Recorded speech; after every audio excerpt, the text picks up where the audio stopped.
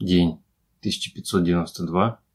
Алекс на связи. Очень часто покупают разные устройства, часы, или термометры, или метеостанции, которые показывают разную полезную информацию в умном доме.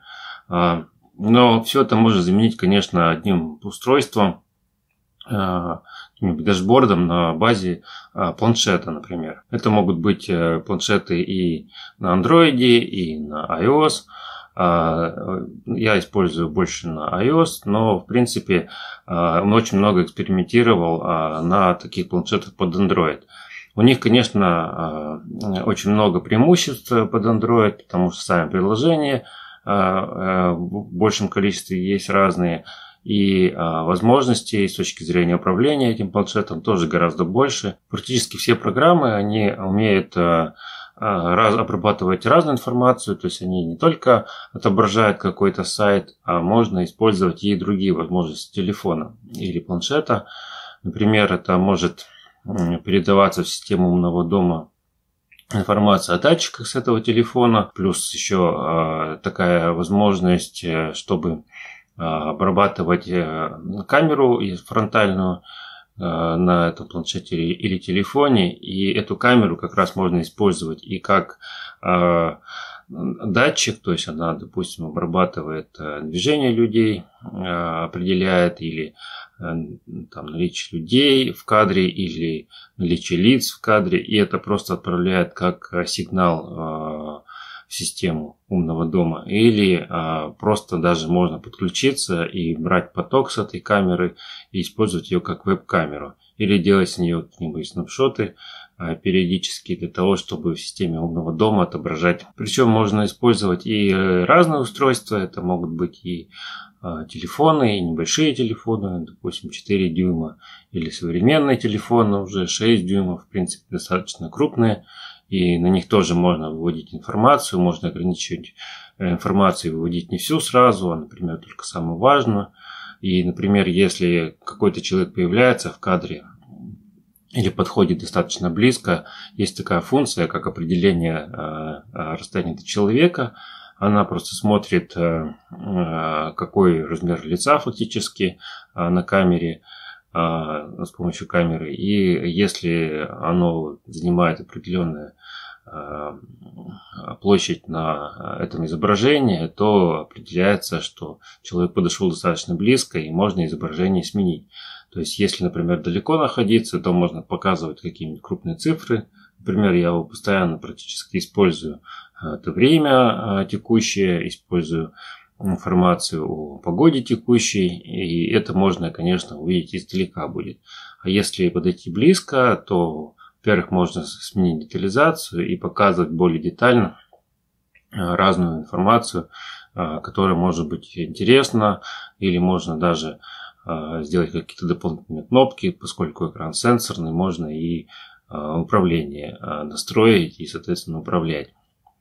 Разные приложения фирменные, например, есть приложение от Home Assistant родное, которое тоже может работать на планшетах. И там есть настройка, что если оно запущено, то оно постоянно держит во включенном режиме этот планшет или телефон. И на нем можно будет тоже отображать информацию из системы Home Assistant.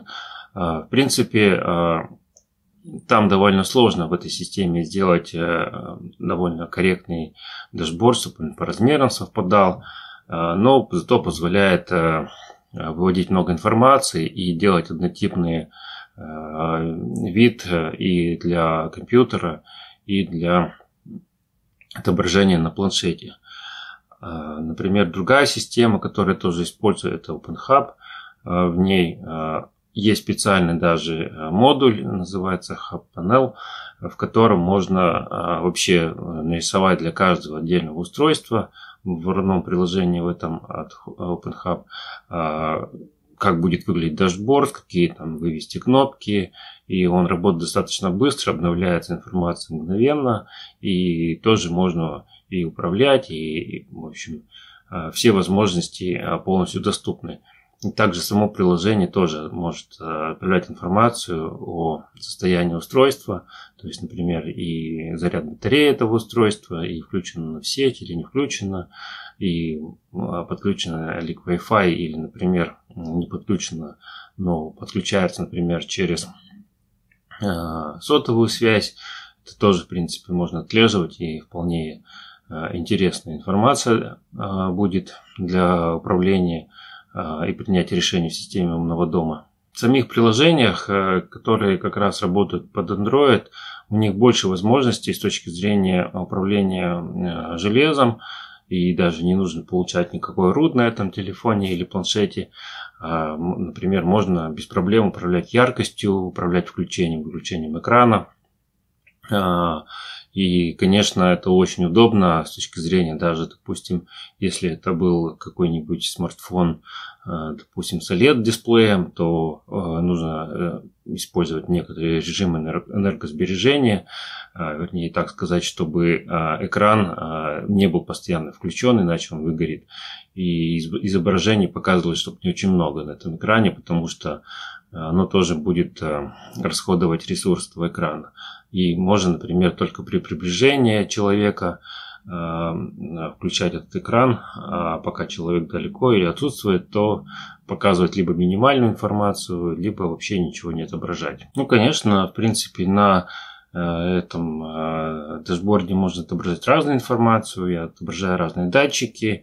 При желании можно отображать, например, хоть там курсы валют или акций.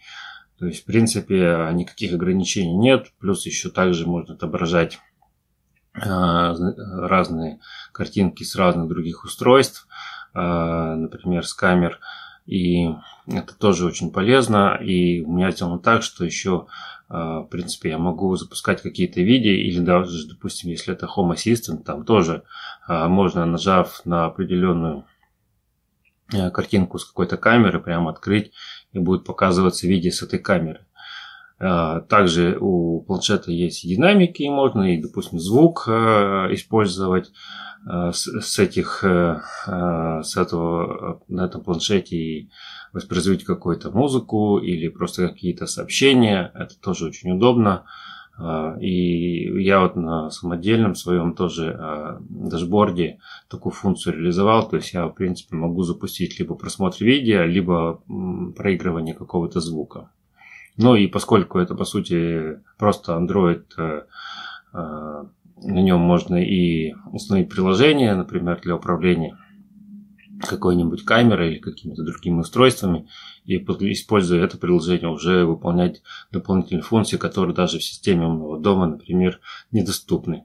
Ну, и еще также можно установить дополнительно, например, оболочку какую-нибудь, например, от того же Яндекса на этот планшет, и тогда можно сделать так, что по умолчанию даже будет запускаться эта оболочка, и в ней уже будут другие функции, например, того же экосистемы Яндекса, и туда можно вывести разные и датчики, и даже если, допустим, веб-камера поддерживает экосистему Яндекса, то можно и выводить изображение с этой веб-камеры, что тоже, в принципе, удобно. Ну и также, конечно, можно будет управлять голосом, то есть если эта оболочка сразу запущена, то она сразу будет поддерживать голосовое управление, и можно будет разными командами, например, через Яндекс, тоже управлять домом умным.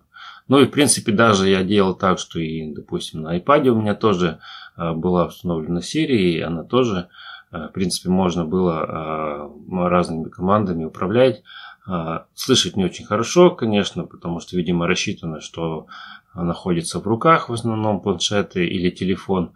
Но если подойти достаточно близко и сказать довольно громко, то, конечно, она будет срабатывать. Но поскольку я по большому счету не использую Apple HomeKit, то и у меня, конечно, там особо и датчиков и устройств не заведено много. И, в принципе, пока я именно голосовое управление на Siri я не использую. Ну и у многих планшетов, конечно, есть выход на наушники, то можно туда подключить какие-нибудь активные колонки, там от компьютера, например. тогда и вообще можно и музыку проигрывать, и довольно громко и делать разные сообщения из системы умного дома, что в принципе тоже очень много имеет способов применения.